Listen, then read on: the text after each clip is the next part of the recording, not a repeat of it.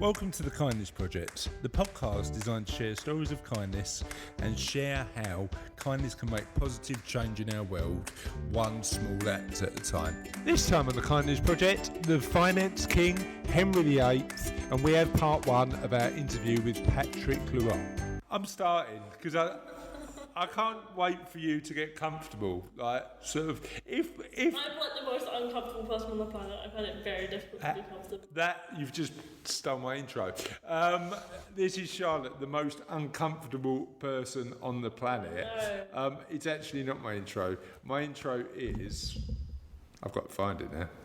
I've started prematurely. My intro is. I'm joined by a girl. And this is the official start of the podcast. I'm joined by a girl who, if she wrote a life story, she'd just call it, it's Charlotte Ames. Oh no, well, my intro sounds really stupid now. No, it sounded stupid before as well. It's always sounded stupid. And I just thought of it on the way here because I was like, holy tamale, I need 2 intros. I haven't even got one.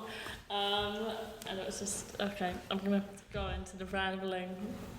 Are you going to start your intro anytime soon in the next? I'm joined by the finance king of Raynham Village. It's Chris Danes. Yes! No, I'm taking that. The finance king of Raynham Village. I'll quite enjoy that. I'm not only the finance king of Raynham Village. You don't need to live in Raynham Village to be a client of mine. You know that? Yeah. You can live near the Cherry Tree or your area of Hornchurch or business. And actually, can I get a badge from my desk that says Finance King of Raynham Village? I'll get you a placard. Oh, I want a placard. Everybody should have a placard of their life. The problem is, right, if I look at the stuff that I'm proud of the most, clearly being the finance king of Raynham Village is all right. Do you know what I mean? I'm not moaning about it. That's your birthday present this year. A placard that says finance king of Raynham Village. Yeah. And I think you don't undersell yourself because as intros go, that was average. I like yours, isn't it better? But yeah, so I'm taking that finance king of Raynham Village. What would you be king of? I wouldn't. I'd be queen. What would you be queen of? This isn't question of the podcast, by the way, listeners, because it's very difficult though. Because I enjoy a lot of things, but I'm not good at a lot of things. Okay. So you can't really call yourself queen unless you're good at it. Like, even if you hate it to bits, if you're good at it, then you can be queen. But I think these are arbitrary rules you're setting. I mean, King Henry VIII wasn't very good at king stuff, but he still got the title, didn't he? God chosen. The air marks are there. Chosen by God, yeah, and then when he wasn't, he just changed the religion. No, he believed, as all kings and queens, as if there was queens. He believed, as all kings. I suppose there was a couple of queens. There was like 2 or 3, but they were all Henry's children. As all royals, members of the monarchy, they believed that they were chosen by God because it was the divine right of kings. I actually believe they're chosen by dog, the opposite of God. Anyway, so how? Like the werewolf, Godfather is the dog father. The dog father.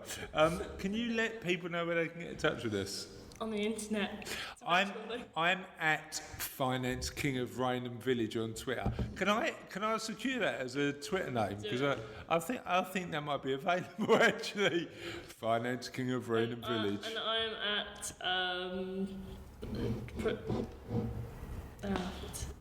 I'm at I'm just at air. See, I can always tell when you've had a hard day at school because you're not as pumped up as you normally are. Has it been a long day? Yeah. And I've got 3 hours of science tomorrow. Oh no. I hate science. Why? It's just, I'm not good at it. Right. I don't enjoy it. The only thing I really enjoy is the practicals. Because you like blowing stuff up, or what? I don't even get to do that. It's so boring. We literally sit and watch chemicals change colour, and it's like, why am I doing this? It's nothing to do with me. I'm sure there is a practical application for it, otherwise I wouldn't be teaching you it, would they? Sorry I about went all daddish there, didn't I? I'm sure there's a practical application for it. Why are You're you? always saying that. Why you did what? There's probably a practical application of it. Well, there will be, won't there? They won't be teaching it to you otherwise. Anyway, on with the podcast, apart from you just moaning about school. On with the podcast. I love school, but do I really have to lose English to science? Yeah, but that's because English is your personal preference, isn't it? Did we see your science teacher at your open No, day? she was ill. She was ill? She was ill. It's like the first time I've seen her ill in 4 years. All right, okay, so we didn't get to see her. What grade are you expecting in science? Oh, I was expecting to get a 7. Which is an A? Yeah. Well, that's not, you can't be too shabby at science then. I suck at science. And it's You clearly they don't suck still- at science if you're getting an They A. still base our target grades off our SATs. And we didn't do science at SATs. Okay, so why are you getting a expected grade A? I'm getting like a 5 in science, I think. What, a C? You mean? Yeah. You don't suck at it then, do you? I don't find any joy in it, and it makes me very... Yeah. Okay. Do you want to moan about anything else? We should call this the moaning project because it's just turned. No, science is the only thing at school I don't enjoy. Okay, fair enough. Business. Oh, there's a list. Like, just those... How do you? I'm going to pick something that everybody enjoys. How do you feel about lunch? You're not too keen on lunch. What's it? What? Just kidding.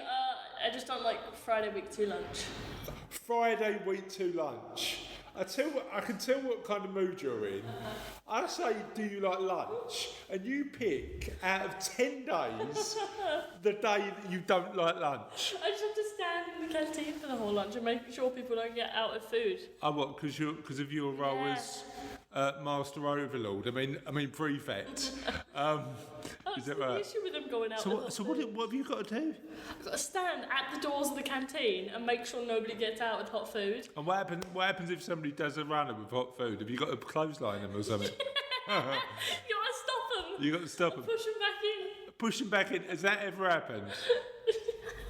What? I've never done it because I don't like doing it, but I have a friend who does the door with me, and I've literally seen her put her arm out and push someone away. What? Because they tried to escape the sausage or something? What was the food stuff in question they tried to escape with? I think it was a curry. Right. Okay, so why are they trying to escape the lunchroom with a curry? Because people don't, for some reason people don't like eating in there. Right. They like to take their food out to like the canteen, out to like the field. Right. But they're not allowed to eat. You don't eat a curry in a field though, do you? I mean, that's a perfectly sensible rule. We're not allowed If to you've got search people, right, so it's like... imagine this. Sorry, where are they going to hide a curry? What? See, you know those people and they've got handbags? Right, you don't put curry in a handbag. They open the top, put it, balance it on their book, zip it and walk out. No. Yeah! Who's hiding a curry in their It's like bag? just curries like spaghetti, chicken nuggets, like slabs of meat with chips. It's like... No, look, I get it with harder foodstuffs like steak or chips or chicken nuggets. No, it's mostly But just the hard stuff. You don't put spaghetti or a curry in a bag to take home, do you? That's just not cricket. Where do they eat it? The field, I don't know. Right, imagine this. You go into an Indian restaurant. We go round the cherry tree, okay? I might be the Murgi Masala king of Rainham, actually. I might take that role as well. You go around the cherry tree. He comes along with my Murgi Masala. And then I pick the plate up. And then go to walk out. And he goes, hold on, where you going? And I turn around and go, the park, right? Now that makes no sense to nobody. So why are they leaving with plates of curry to go to the field? I've eaten like cheesecake in a park before. Cheesecake? What sort of barbarians am I raising? Me and it's 2 friends, we bought a whole cheesecake. Tell a lie, we bought 2 whole cheesecakes. It was the last day of term, last day of the year, last year, and we bought 2 old cheesecakes and plastic cutlery and went and sat in a field and ate it. That's fine. Nobody should be eating curry in the field, all right? Let's just draw the line on that. Anyway, that's not. I don't even know how we got onto that subject. Curry in a field. I might just eat curry in a field now to annoy you. Unofficial. Never eat curry in a field. Unofficial. Do it. Unofficial question of the podcast, and I might do What it as foods not to eat in a field? and I might do it. I might do it as a poll on Twitter. Should you eat curry in a field? Or what's the worst food you can eat in a field? Maybe we do that. Ants. But the official question of the podcast, ants are quite practical in the field, aren't they? What? Yeah, but you wouldn't want to pick an ant out of the field and eat it. The official question of the podcast is: if you wrote a book about your life, an autobiography, what would you call it? I said your one would be May, or not May, but now I'm thinking, don't take that curry into a field. Life of a prefect might be a good time. What would you call yours? Oh, God, what's the right words? So, sorry, is that what you call it? What's the right word? Yeah. And what is the right word? Yeah, just underneath in small letters. How'd you write that? EH. I'd Or go there's the hum of agreement, and it's but it's MHM. murmur. I don't know. Anyway, we'd like to know your answer to what would your autobiography, and follow-up questions. Can you eat curry in a field? Yes. And the other follow-up question: what's the worst food to eat in the field? Centipedes. And the next follow-up question: why are you eating in a field? It's a nice open space. Would you not like a picnic? I wouldn't take curry on a picnic. I would. That sounds interesting. I wouldn't take anything sloppy on a picnic. And then the other follow-up question, and this is a genuine one that I might ask in a future podcast. What's the weirdest thing you've hidden in a bag? That I might genuinely ask that for a future podcast. You know what? A spider. Right, we'll answer that next time. In the meantime, you can get in touch with us at Holla Kindness, HOLA Kindness. You can get in touch with me that's on Twitter. You can get in touch with me at Chris Daems, CHRISDAEMS on Twitter. You can get in touch with Charlotte on Twitter at... No, that's an actual account that I follow. That's Charlotte J. Dames. And we're... Capitalise the start. Yeah, we're all over the social media web, Facebook, Instagram, YouTube, MySpace, all of the ones. And on that particular note, should we get on with the show? Oh, yes. So this week we've got one of my favourite guests and one of the kindest blokes that I know, a guy called Mr. Patrick Luong. Now, I'm conscious that I've mispronounced his name there, so... Is that the documentary guy? No, that's Leon Logothetis. He went out 2 weeks ago. I knew that I recognised that name, and I was like, I've only been in a couple of interviews. Which ones do I remember? No. Patrick is an amazing guy. He gets involved in Good Gym. He does work for Pump Aid. Although, since we've recorded this actual podcast, he's left Pump Aid to go to a new charity. But he is coming on as a guest podcast host in a few weeks. So we'll get to have a chat with him about all these new projects. But because he's shared so much interesting stuff, I still wanted to share his interview with him, and he can tell us all about him. Would you like to listen? Oh, yes. Patrick, thanks for coming on the podcast, mate. Really appreciate it. How you doing? Well, thank you. Thanks for having me. Yeah, you're welcome. Well, you are certainly one of the kindest people I know. So I thought, and we've been threatening to do this for so long, haven't we? Yeah. So we definitely need to do it. Before we start the questions of the kindness, I know you're a listener of the show, and you know when we do interviews, we always ask the questions of the podcast at the end. So what one are you looking forward to answering, and what one are you dreading answering? Just so I can know, I can definitely ask you the one you're going to dread. I way overthink these things. I've seen them, in fact, the superheroes, and I way overthink it. And I think about it in the shower last night, actually. Oh, okay. And I'm way overthinking about whether I want to be invisible, shapeshift, fly, lift. Shapeshift. We didn't have that many shapeshifters, funny enough. That's a powerful one. Yeah, I like that. But then it just proved quite deep, and I thought, I don't know how much to give away really about that, about whether Okay. it can be used for good or bad, can't it? In terms of Could do. Absolutely. So we know each other, but for the benefit of our audience, tell us about you. Yeah, so I'm Patrick Luong. I used to be a financial planner, so that's how I know Chris, and I did that for 11 years, and 2 years ago I made a transition to the non-profit sector following quite a lot of volunteering in my spare time, and I kind of recognised that my energies were much more alive and my passion was there. And we'll talk about that in a bit, about sort of the journey, because I'm sure that's quite interesting for you and your listeners. Yeah. Brought up in Sheffield as well, if that's of interest. Okay. Got any brothers or sisters? Yes, I'm the youngest of 5, and actually I'm first generation from sort of Vietnamese refugees, actually, which is quite interesting. Okay. So I've got older brothers and sisters who were born in Vietnam. Yeah. And my parents were sort of some of the boat people, which is really interesting. Okay. My brother in Hong Kong, and then it was me.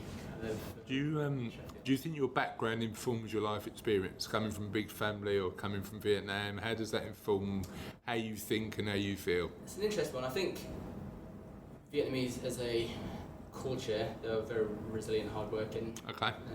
And I think I've learned a lot from my parents from that. So they came over with nothing. I think being the only British born, being the youngest, I've kind of had that double layer of being felt like I'm spoiled. Okay.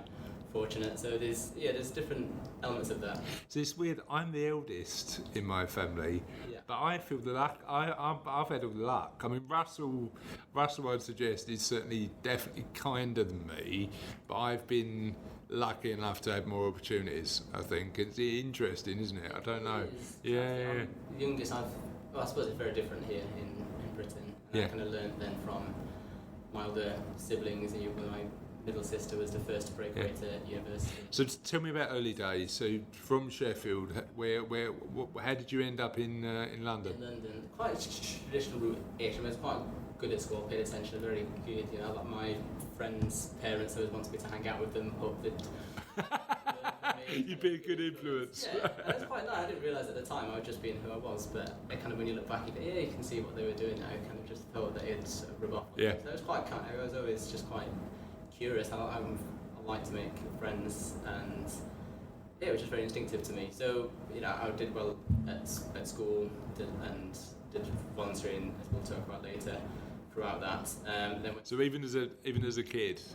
Yeah, well, I think I experienced volunteering, which possibly sowed the seed. I think I experienced a lot of kindness because growing up, we were kind of semi-adopted by a couple of mentors and very kind people who took us in and helped us with our English and just looked after us and fed us well. So you saw kindness from a recipient. That's right. It tends to be bizarre. They were just sort of older women who done real time for my mum. Loved it.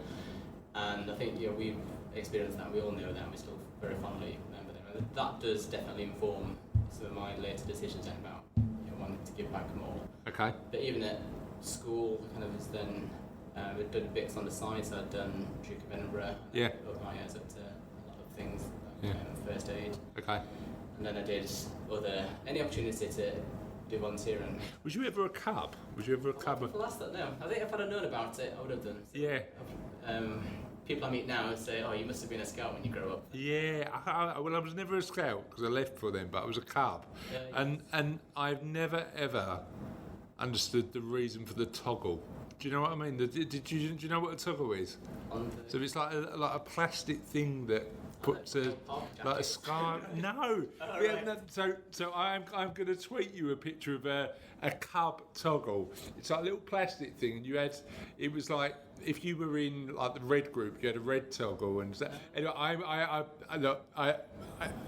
it's really difficult to explain verbally, but I will get you a picture of a toggle over.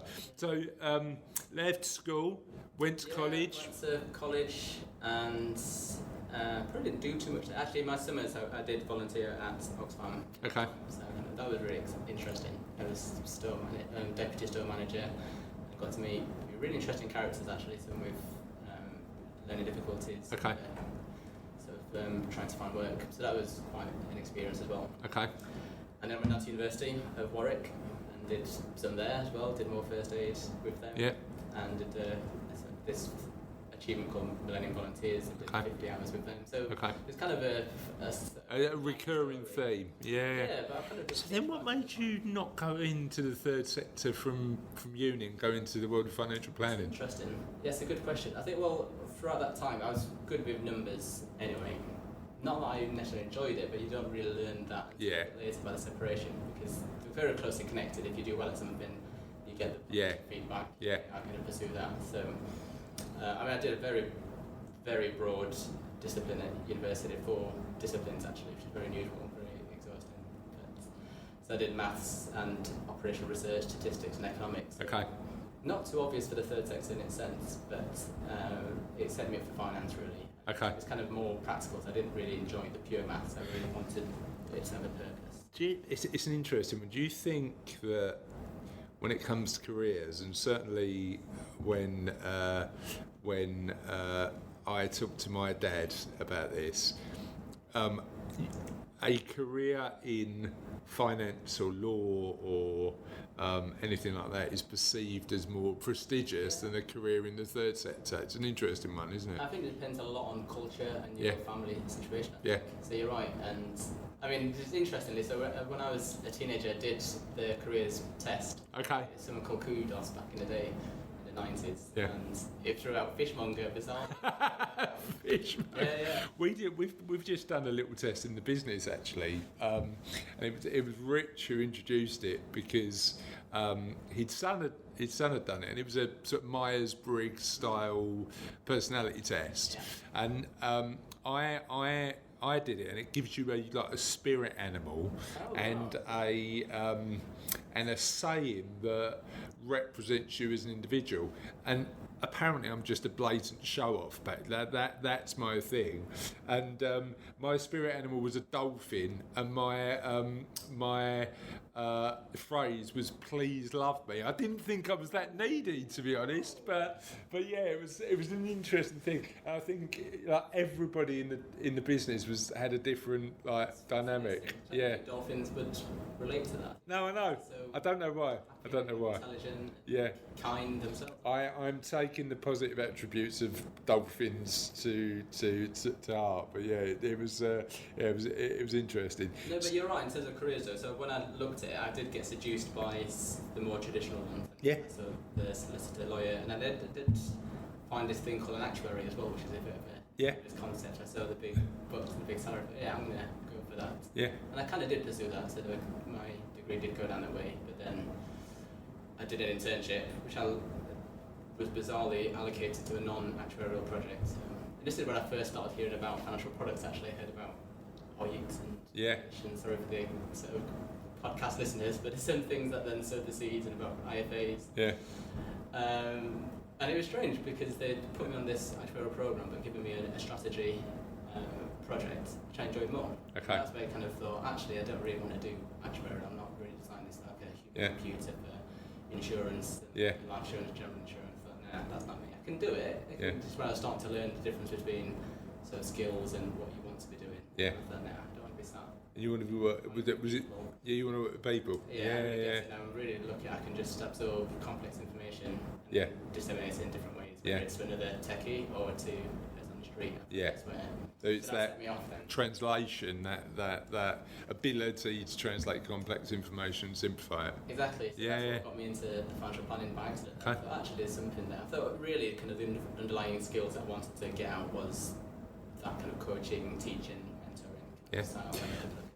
And we met when you were working for an amazing financial planning firm run by Ruth, but you went through a period of coaching and change that changed your perspective. What happened during that journey? It did. Well, I think it was more about how financial advisor became financial planning subtly. I think. And I think I started very technically. I started in the city and passed all my exams, and I was very proud of that in terms of some of the sort of tax and pension side. And it took a while. We didn't really talk about what it all meant. Okay, yeah, because that was which is strange. I mean, we certain firms do a lot now. I know we do, and I know that the firm that you were part of does. But that's taken years to get to the point where money has a meaning. And you look back now and go, why didn't we get it all those years ago? I don't know what happened. Yeah. I think it was driven by products, that was it. But I think also the old-fashioned definitions of retirement, so you just go to a certain age and think, actually, what does my idea of life after work look like? Yeah. Can I slow down or stop entirely? Yeah. Do I want to carry on in my 70s and something I can spend more today? So no, that side of it was really fascinating about the human side of financial planning. What's money in life about? And then it gets even deeper. Some of the conferences I went to with some of the keynote speakers really started to open my eyes, and some of the books I was reading, again through some good mentoring through Ruth as well. What is life about? And you kind of get some ideas. I mean, this could get into a super deep question, but what's life about for you? I think for me, what I'm definitely feeling is that I like to serve and to help people, and to again using that skill set that I've got to just absorb complexity. And got a good memory for things, and I find it really easy to build relationships, I think, and to understand other perspectives. Okay. And I think for me, just to combine that just for good, really, and it kind of just making loads of money didn't entice me. I remember when I got my great degree and came down to London, I didn't think I'm going to go to the investment bankers at all. I just thought, I had this concept of never quite early on, bizarrely. I think because I grew up in a humble background, so working class, I think that just never really appealed. I absolutely agree with that. I think there was never in our family growing up, there was always that perception of doing well, but knowing that enough wasn't as much as you thought you needed. And I think sometimes when you're from that particular background, as I am and you are, the perception of I need to earn X amount because I need this sort of lifestyle is a bit of a fallacy, isn't it? Because from us, isn't it? Depends what you're used to. Yeah, true. But does it define happiness? Is the other key factor. And I think happiness comes from within to a certain extent. Now I know that the day job now. I know you've got a million hats, but I know that the day job is with Pump Aid, isn't it? That's right. Tell me a little bit about Pump Aid. Tell me what they do. Tell me why you decided to get involved with Pump Aid instead of all of the other choices you had at the time. It's interesting. So I think it's a good question about what made me change career and then why then. I'll go into that. I think we talk about what's life about, and some of the acid tests we used to apply, and there's different versions of it. I think one positive one is what you're writing your own story. So what's your ending look like? Before you could go on to kind of the eulogy one, which some people don't really like, but that's the reality. We've got a certain time on this planet, and someone's going to stand up. And you're writing that script. What do you want to be known for? And those kind of feelings of what does success look like to you, where you've got one life, make it a good one. All that kind of mentality, and I thought, I'm really enjoying my career in financial planning. I really enjoy these deep conversations, unlocking people's perceptions about money and letting them lead a happy life. But when I looked internally, I thought I'd be okay. If I was to sort of go into Virgo Bus tomorrow, I'd be quite satisfied. I've led an okay life, but I think I've got another gear, and sort of in the last 2 or 3 years of financial planning, I was doing a lot. I rediscovered volunteering. Being dumb. As I say, there's that common message right from my teens into university. Came to London, don't know what it is about London. It took it out of me. Didn't do anything. Came to London for a good 8 or 9 years. Okay. So that mentality, I thought, actually, I've got another gear. If I think I could do more. And what was the first step into volunteering in London?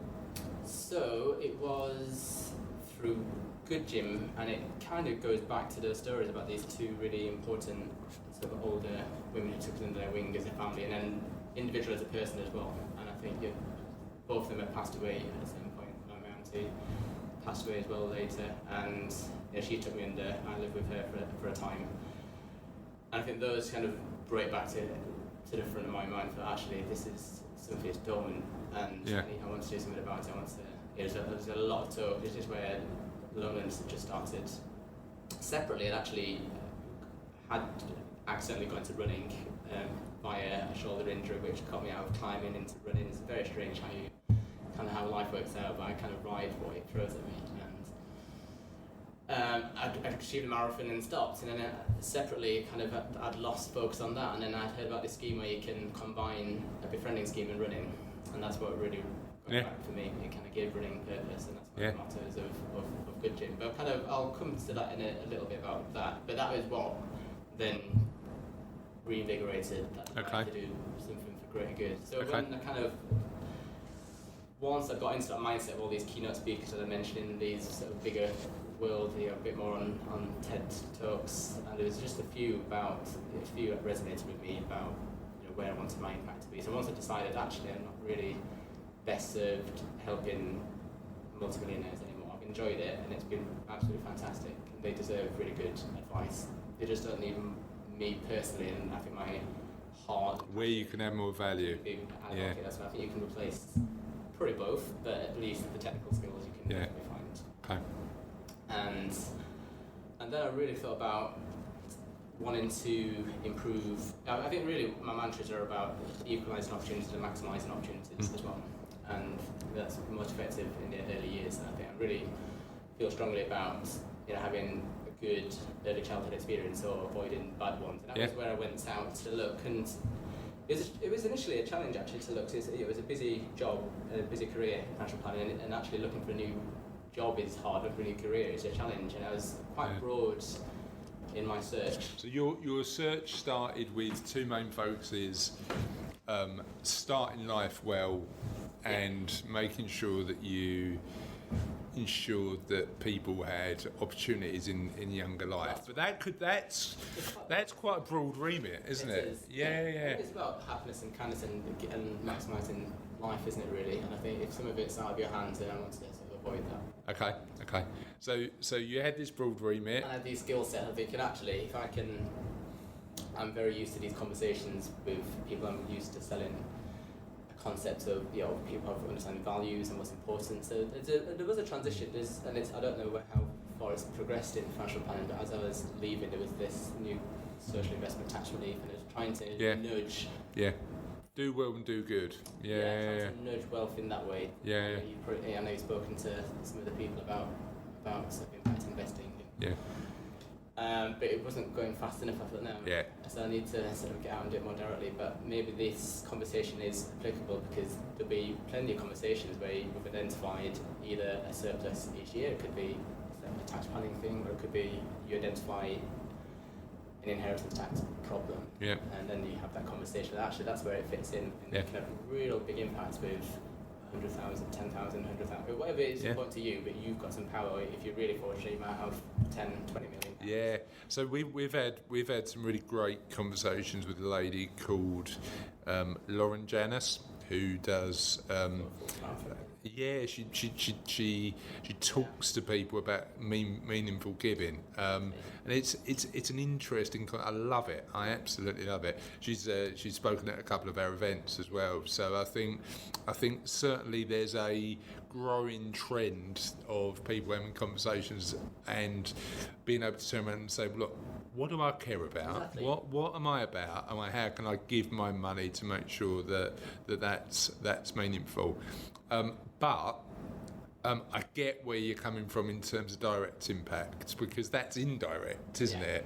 And sometimes especially if you're impatient like you and I, we want to see change more immediately than that, don't we? So talk to me about why you picked Pump Aid. Yeah, so it's a little bit by accident, because I did meet them. It was a friend of a friend who worked there and just suggested I come along. Yeah. And I'd not thought about international development at all, actually. I was more thinking about UK based. UK-centric, really, in terms of role models, education, and avoiding bad experiences and having good experiences, and very UK centric. And then when I met them, the kind of two things really. One was just the concept of water quality. I thought, whoa, it's even below kind of Maslow's hierarchy of needs. Yeah. Even below, and it's not that you compare sort of bad for bad, and it's not about that, but it's a completely different world. Yeah. You have to work for a while, and then within that space, I think the work that we do at Pump Aid really resonated with me. It almost bothered me. So talking about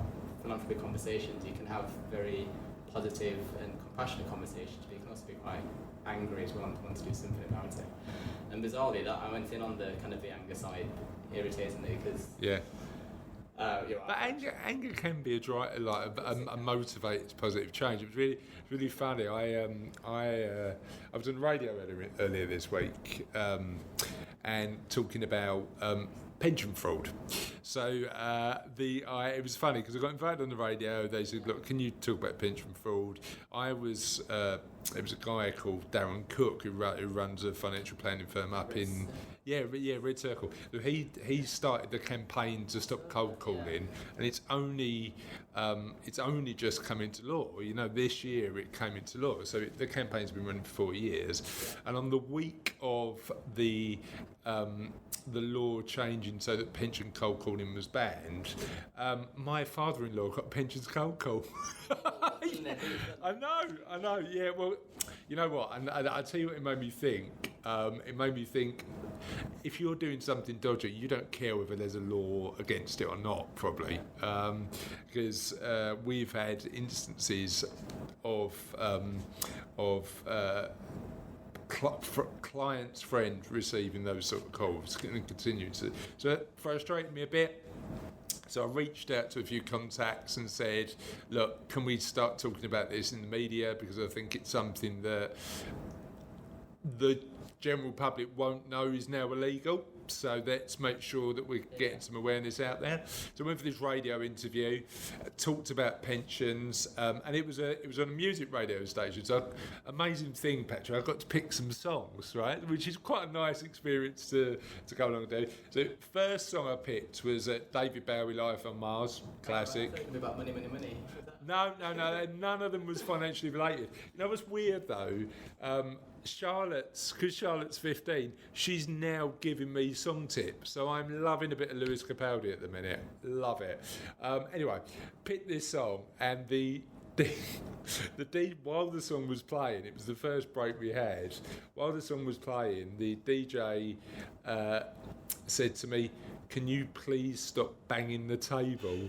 Because I know you're annoyed about this particular subject, but our listeners can hear it." And I didn't even realise that I was banging the table.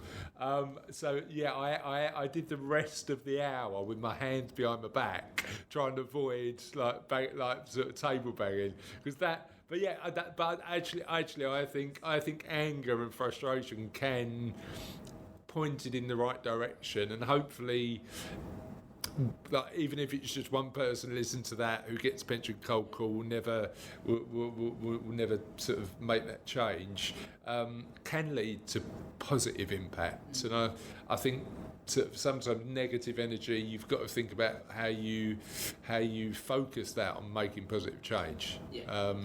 But yeah, it's interesting.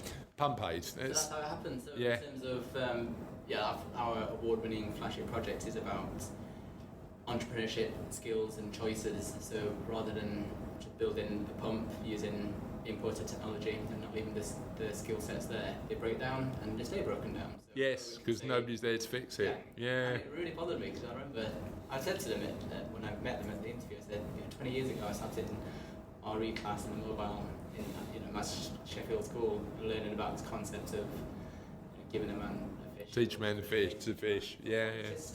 Why is this a big deal? Still an issue. Why is this a new project? I mean, I know it's more nuanced than that. Development is complicated, but they've got to a certain stage where I thought they've got a great concept and they've got some brilliant traction with it.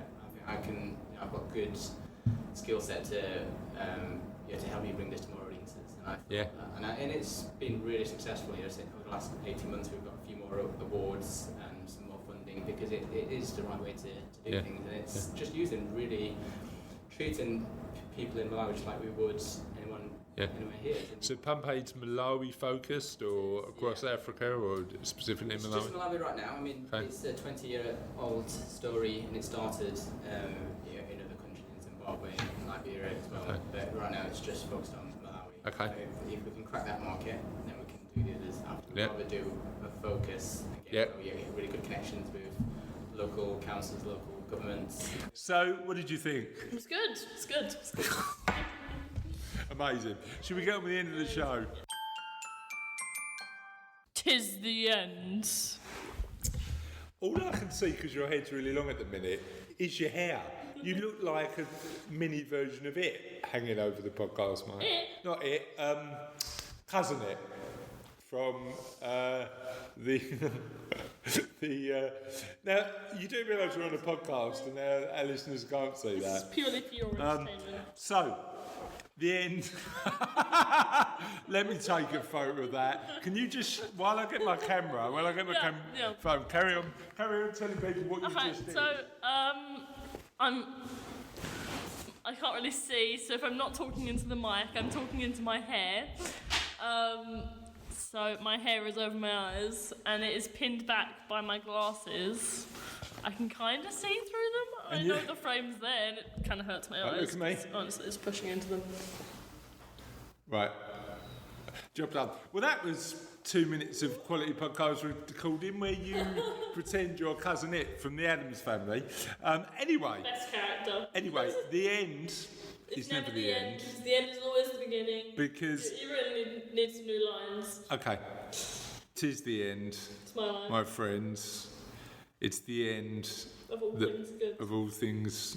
Because this podcast is great. Thank you for coming to my TED Talk. I don't even know what that came from. Neither do I. Should we just crack on? We are talking a lot of nonsense today. I'm very tired. Should we just crack on with the show with last week's question of the podcast this week, which is what's your favourite Disney or Pixar movie and why? And we had loads of people tell us what there was. And the first one wasn't a Disney or Pixar movie, it was a DreamWorks movie. And Kath Keat said... Movie is a bit of a meme. Said the B movie is her favourite. Just some of the jokes in it were really clever, including the one where it talked about her school report and said, I got a perfect school report. I got all B's, which was, I thought, quite amusing. So that was Kath Keats. Selena Hobson said Finding Nemo, it's her all-time favourite. It's a film my kids would sit down and watch together as a family, and not many films nowadays cater for everybody. Steve from the gym, who is now an official friend of the show. We need to start rewarding these friends of the show. Reward them with what? Should we reward them with some... Pats on the back. We could reward them with merch available at www. Yeah, we don't sell any merch anyway. Available at www.thekindnessproject.co.uk/merch/buy my stuff /what are you up to? Jess Lake said Toy Story. Lucy Patrick said The Little Mermaid. Cookie reckons he could have done a top 10 for this. Honourable mentions go to Up. Which is beautiful as one of the best openings of any film, agreed. And Toy Story 3, and because the ending breaks his heart. I still need to see number 4. Francis Barrett said WALL-E. I think it was well ahead of its time and shows how the human race will get too lazy to look after their current environment and too fat to get out of their big electric chairs. And also Doug the dog. Hayley Wall said, I'm seriously supposed to pick one. I love so many Disney films. If I have to choose, it would be Lady and the Tramp. Lovely story, great songs, cute dogs. What more could you want? Not the remake. Dunkirk said, I've picked a Dreamworld one, again, but Shrek, I love them all and it's so funny. That's a meme. Glenn May said, this is the hardest question we've asked yet. Really? What about the cake question where they had the whole biscuit question where they had the whole Jaffa cake? Oh, Okay. Said, honourable mentions go to Maleficent and Finding Nemo, but for him it's The Incredibles. Dave Forsdyke said, Mrs. Forsdyke loves Beauty and the Beast, but for me it's Toy Story. Groundbreaking animation coupled with a wonderful story of loyalty, friendship, equality and tolerance. And Charlie said, best Disney film is Robin Hood, but I also love Up. Not afraid to go there with a difficult subject, and it's a particularly beautiful Robin Hood, is that film. the one with the animated fox? It is. It's Robin Hood in animal form. But yeah, it's all good. So Animal Farm is an allegory for the Russian Revolution. That went a bit dark all of a sudden, didn't it? We started talking about they did do an animated version of Animal Farm, didn't they, at one point? A movie, but it was awful and it didn't follow the same story plot as the book. What, didn't it? It didn't end the same way. All the animals ran away and then they came back. Rubbish. And in the book, You don't rewrite Orwell, do you? Where did we go from light-hearted Disney and Pixar films, not always, but mainly, to an image of a pig-run farm that chased the world of humans? Whenever I think of animals in the place of humans, I always think of Animal Farm. And whenever I think of Robin Hood, I just think about how he died. You are a little ray of sunshine today. Thank you. But no, he made a place for because he knew he was dying. He said, wherever I shoot the arrow, this is where this is where I will be buried. So the merry men took his body to where the arrow was, and they buried him under it.